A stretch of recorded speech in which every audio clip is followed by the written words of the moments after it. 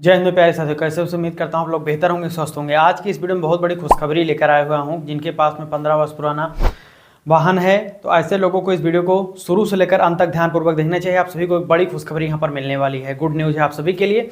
खास तौर पर दिल्ली में जो दिल्ली वासी हैं, दिल्ली में रहने वाले लोग हैं, जिनके पास में 10 वर्ष पुराना डीजल और 15 वर्ष पुराना पेट्रोल वाहन है, ऐसे लोगों के लिए तो बहुत बड़ी यहाँ पर राहत निकल कर आई है। नए हो तो चैनल को सब्सक्राइब करके बेल आइकन को ऑन कर लीजिएगा और इस वीडियो को ज़्यादा से ज़्यादा लाइक करके शेयर करिएगा, क्योंकि जितने भी पुराने वाहन चालक हैं, पुराने वाहन मालिक हैं, ऐसे लोगों के लिए ये खबर बहुत ज़्यादा राहत देने वाली है। इस वीडियो को ज़्यादा मतलब शेयर करिए, ऐसे लोगों की आप हेल्प करिए, सोशल मीडिया हैंडल्स पर शेयर कर दीजिएगा इस वीडियो को।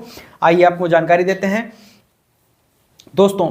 As we know that Delhi में 10 वर्ष पुराना डीजल और 15 वर्ष पुराना पेट्रोल वाहन बैन है। ठीक है जी। इसी कड़ी में पहले फैसला लिया गया कि यहाँ पर 30 जून के बाद में यानी कि 1 जुलाई से दिल्ली वासियों को 10 वर्ष पुराना डीजल 15 वर्ष पेट्रोल वाहनों पर कोई ईंधन नहीं दिया जाएगा। सभी पेट्रोल पंप पर ऐसे यहाँ पर डिवाइसेस लगाई जा रहे हैं जो पुराने वाहनों को डिटेक्ट करेंगे और उनको कोई भी प्रकार का यहाँ पर, चाहे डीजल हो, पेट्रोल हो, जो भी प्रकार के ईंधन होते हैं उनको नहीं दिया जाना सुनिश्चित किया गया था। ये खुद ट्रांसपोर्ट मिनिस्टर और एनवायरनमेंट मिनिस्टर ने इसकी ऊपर जानकारी दी थी।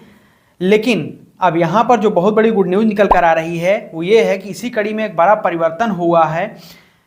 परिवर्तन कुछ इस प्रकार से है कि मंगलवार को हुई बैठक यानी कि 8 जुलाई को CAQM की बैठक जो हुई है, यानी कि commission for air quality management, CAQM की जो बैठक हुई उसमें 8 जुलाई मंगलवार को ये सुनिश्चित किया गया कि 10 वर्ष पुराना डीजल 15 वर्ष पुराने पेट्रोल वाहनों को ईंधन दिया जाए और इसकी जो समय सीमा थी वो 30 जून बढ़ाकर 31 अक्टूबर 2025 तक कर दिया गया। यानी कि 31 अक्टूबर 2025 तक आप सभी के ऊपर कोई भी प्रकार का बर्डन या फिर बोझ नहीं रहेगा कि दिल्ली में आप 15 वर्ष पुराना डीजल पेट्रोल वाहन वहाँ पर ईंधन नहीं दिया जाएगा। आप सभी को ईंधन दिया जाएगा 31 अक्टूबर तक। लेकिन उसमें कुछ टर्म्स कंडीशन वो भी आगे मैं बताने वाला हूँ, ध्यानपूर्वक समझिए।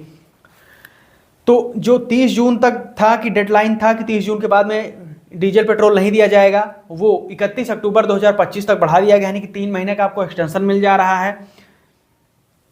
जुलाई, अगस्त, सितंबर तक, अक्टूबर, माफ कीजिएगा, अक्टूबर तक यहाँ पर आपको एक्सटेंशन दिया जा रहा है। तो ये जो है बड़ी खबर यहाँ पर निकल कर आई है कि 3 महीने से ज़्यादा आप सभी को समय मिल रहा है वाहन मालिकों को। और अब आपको क्या करना हो समझिएगा कि दिल्ली में आपके पास में 3 विकल्प सीधे सीधे आप सभी के पास में है, अभी दिया जा रहा है। इन 3-4 महीनों में 31 अक्टूबर के पहले अब आप सभी को क्या करना है कि यदि आप इस गाड़ी को बेचना चाहते हैं तो आसानी से बेच सकते हैं। आप सभी को NOC आसानी से प्रोवाइड करा दी जाएगी संबंधित RTO DTO ऑफिस से। फर्स्ट। सेकंड यहाँ पर यह है कि ऐसे जो वाहन मालिक हैं जिनके पास में पुराना वाहन है, ऐसे वाहनों को आप लोग स्क्रैप करवा सकते हैं और स्क्रैप करवाने पर आपको इसके एवज में छूट भी दी जाएगी। एक स्क्रैप सर्टिफिकेट मिलेगा जिसके दम पर अगर आप कहीं दूसरे जो नई गाड़ी परचेज करने की एजेंसी में जाते हैं तो वहाँ पर आपको रोड टैक्स में, RTO टैक्स में छूट मिलेगी। साथ साथ नई गाड़ी को खरीदने पर भी डिस्काउंट आपको दिया जाएगा, स्क्रैप सर्टिफिकेट रहेगा तो। ठीक, तो अपनी गाड़ी को स्क्रैप करवाइए और लाभ छूट जो अलग अलग प्रकार की हैं आपको दी जाएगी। उसके बाद में भाई और बहनों, जो थर्ड ये है कि convert your vehicle in electric vehicle, यानी कि आप अपनी गाड़ी को इलेक्ट्रिक व्हीकल किट में लगा करके उसमें कन्वर्ट करवा लीजिए इलेक्ट्रिक गाड़ी में। जो तीसरा यहाँ पर महत्वपूर्ण सुझाव विकल्प आप सभी के लिए है, दिल्ली वासियों के लिए।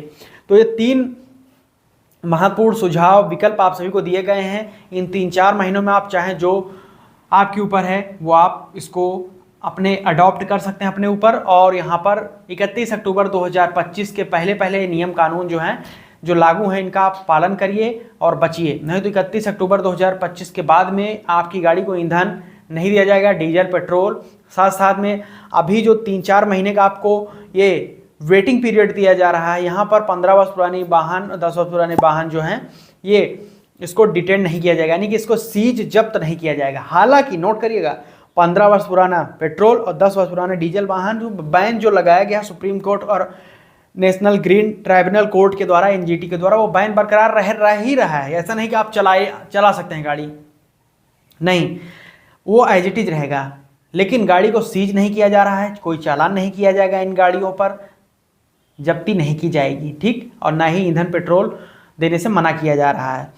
तो ये 31 अक्टूबर तक आप सभी के लिए है। 1 नवंबर से नए नियम लागू हो रहे हैं।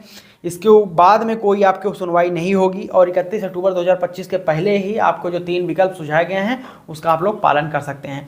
तो ये गुड न्यूज ही है बेसिकली एक प्रकार से, कि जो आप सभी की गाड़ी को डिटेन किया जा रहा था, जब्त किया जा रहा था, मोटा चालान काटा जा रहा था, वो अब नहीं होगा, ठीक। वो 3-4 महीने को आपको खाली वेटिंग पीरियड मिल गया है। कुछ ऑप्शन आपको दिए गए हैं जिनका आप चाहें, आपको समझ में आए तो आप पालन कर सकते हैं, ठीक है जी। तो ये नए नियम थे और गुड न्यूज़ भी ये थी कि आपको वेटिंग पीरियड मिल गया है, मोहलत मिल गई है, ठीक है जी। तो यहाँ तक वीडियो देखने के लिए आप सभी का बहुत बहुत धन्यवाद।